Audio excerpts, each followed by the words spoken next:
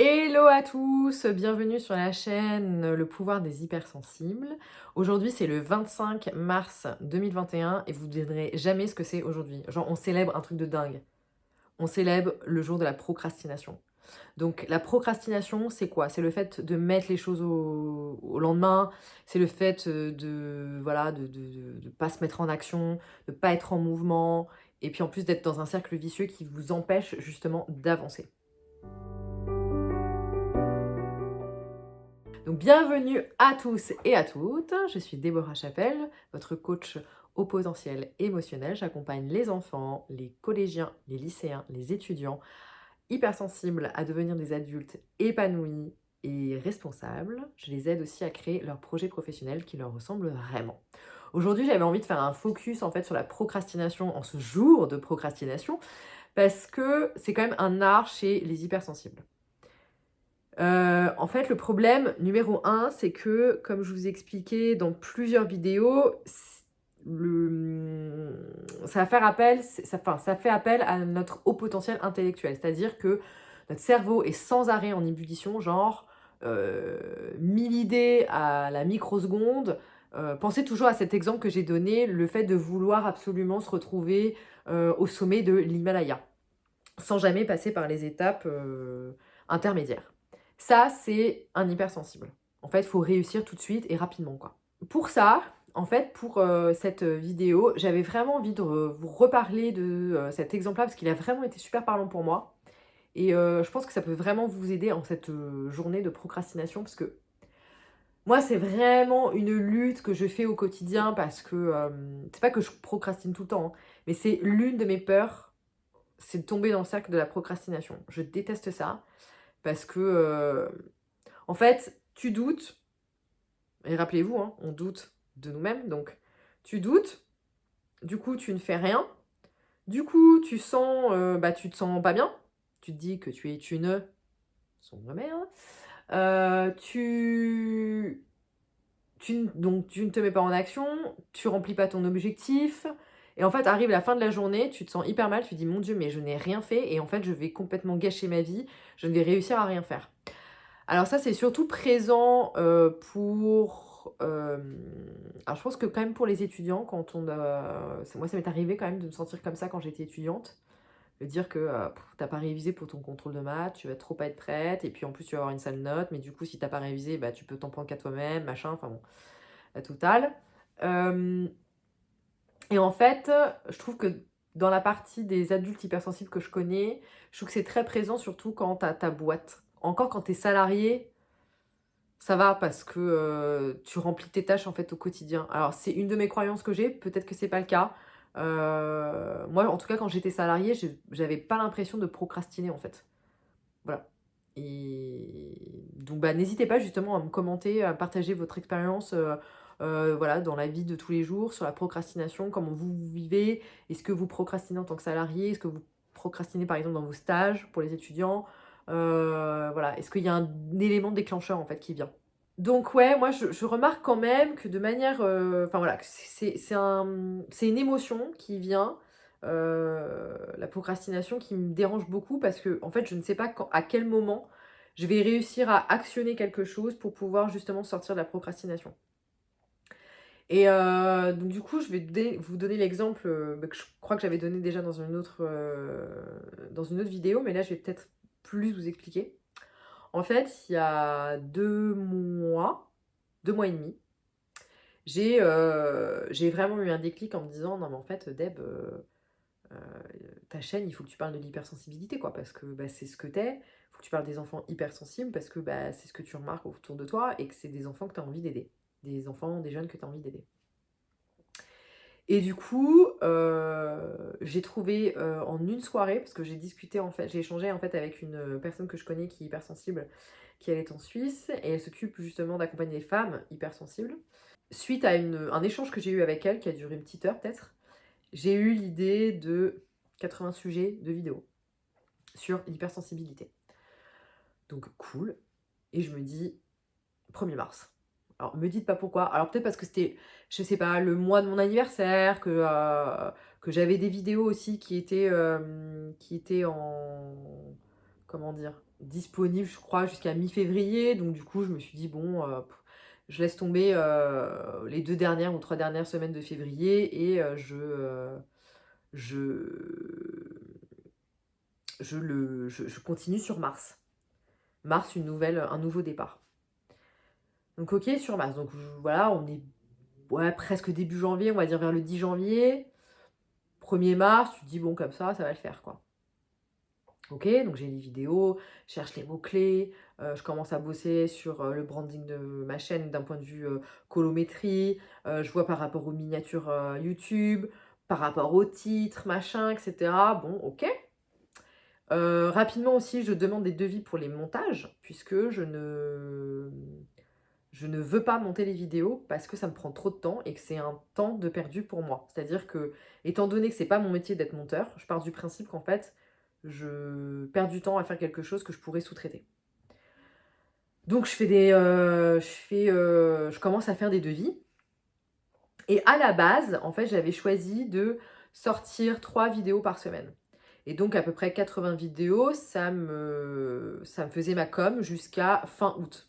Donc je me suis dit franchement parfait, comme ça j'ai ma com pendant 6 mois, peinard, et puis j'aurais plus qu'à recommencer et faire les derniers 6 mois de 2021 quoi. Et donc je parle à mon coach YouTube, il dit que c'est un sujet voilà, qui est porteur. Et que pour que YouTube me reconnaisse en tant que coach au potentiel émotionnel, il faut que je poste tous les jours. Donc ça me réduit mon planning et là je m'aperçois qu'en fait je tiens 3 mois. Et là je commence à stresser. Donc ça a été le premier bouton pressoir. Je me suis dit waouh, j'ai que 3, je passe de 6 mois à 3 mois. Putain, c'est chaud. Parce que j'étais déjà dans la projection. Mais ça va être quoi les prochains sujets et comment je vais faire les prochains sujets et je vais pas être capable de trouver et machin et bidule. Enfin voilà, donc le doute, machin. Donc procrastination.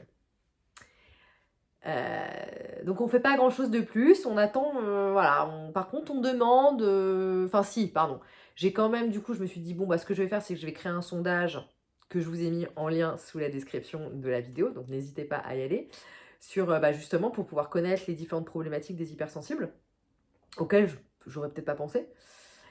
Et je demande donc des devis à des monteurs. Et là ça a été magique.